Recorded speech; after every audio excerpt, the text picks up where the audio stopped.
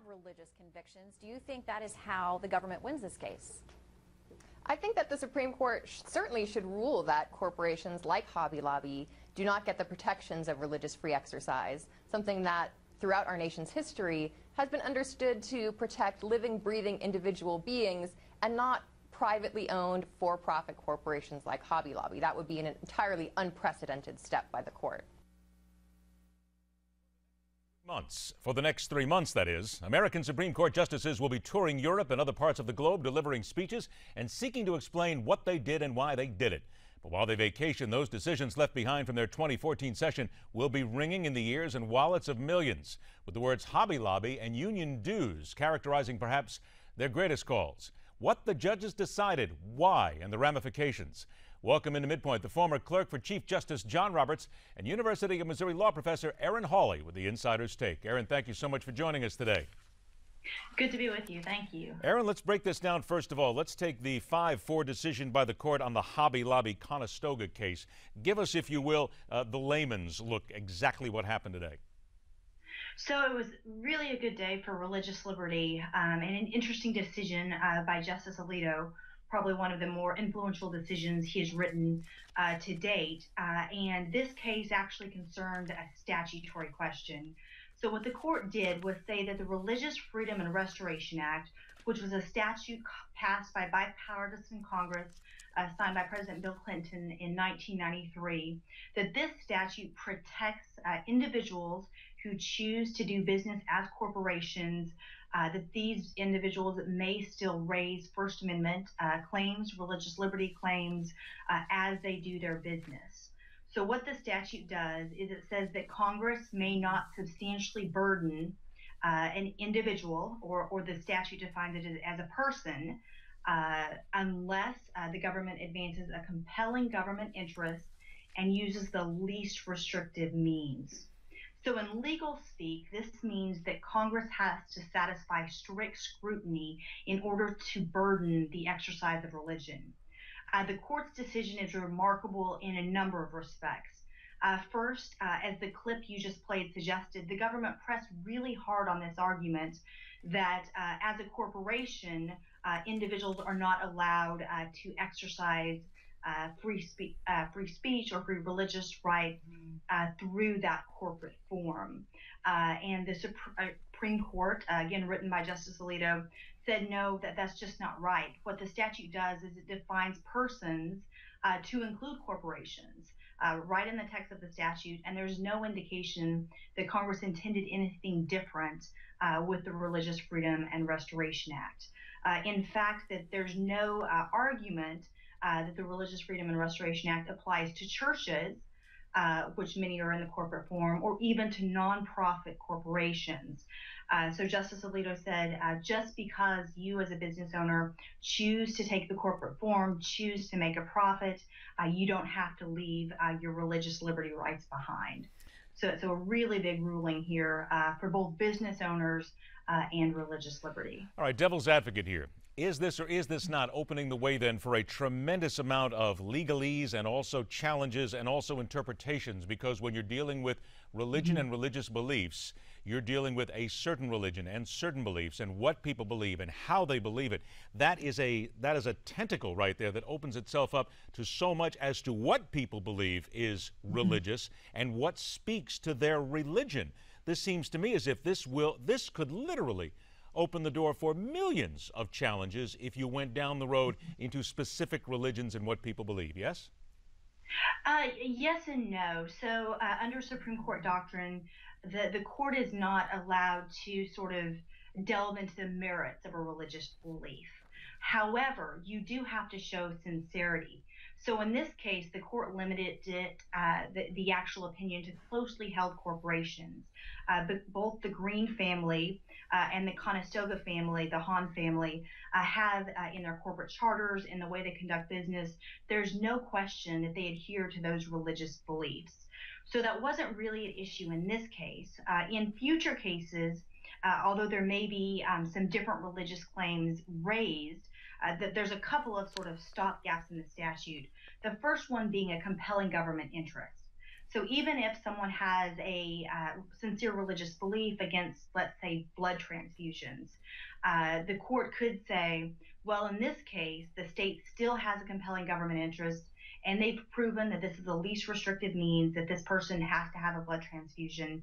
And in that case, the burden would be met. And even though it might substantially burden a serious religious objection, the state could still go ahead and require that blood transfusion.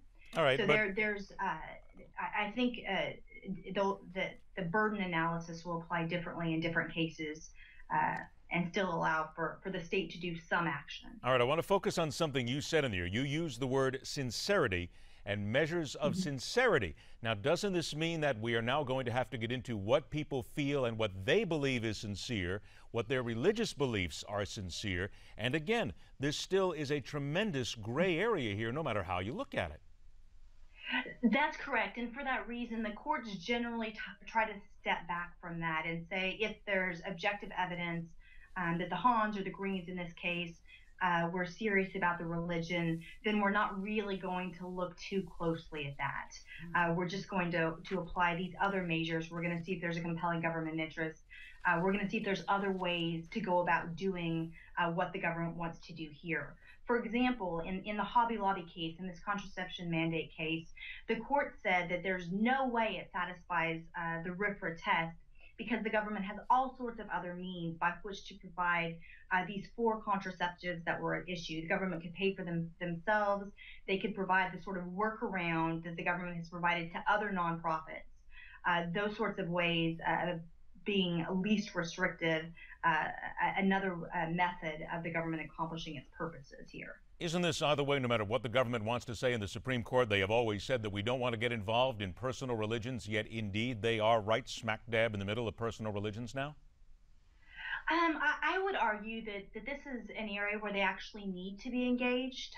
If they didn't take this step, and again, this is a statute. This is something that Congress said if it imposed this self-limiting principle on itself and said that if we as Congress are going to burden religion, then we're going to make sure we have a compelling government interest, and we're going to make sure it's the least restrictive means. So yes, that question does require the courts to decide whether there's a substantial burden on religion. So there is that inquiry.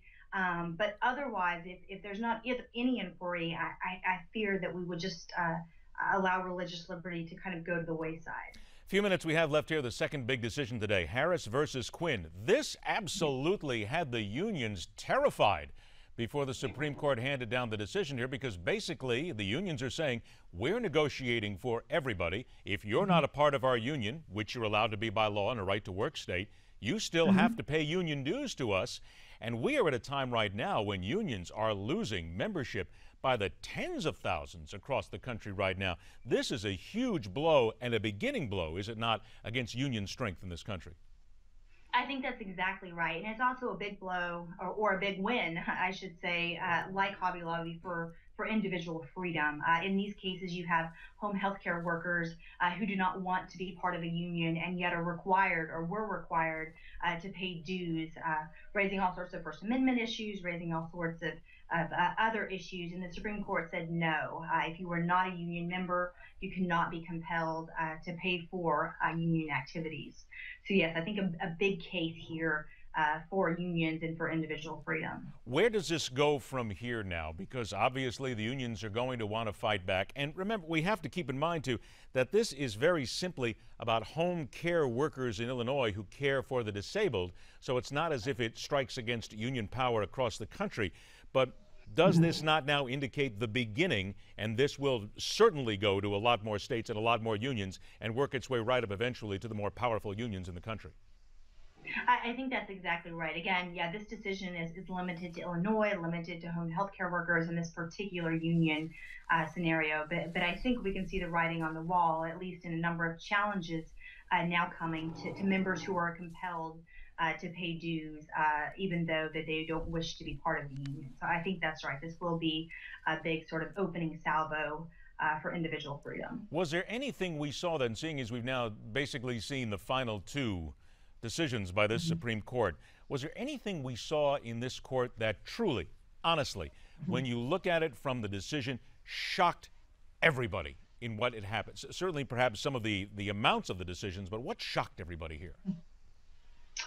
Oh, that's a good question. I think looking back, stepping back and looking at the term, one of the most surprising decisions was the 9-0 decision in Noel Canning.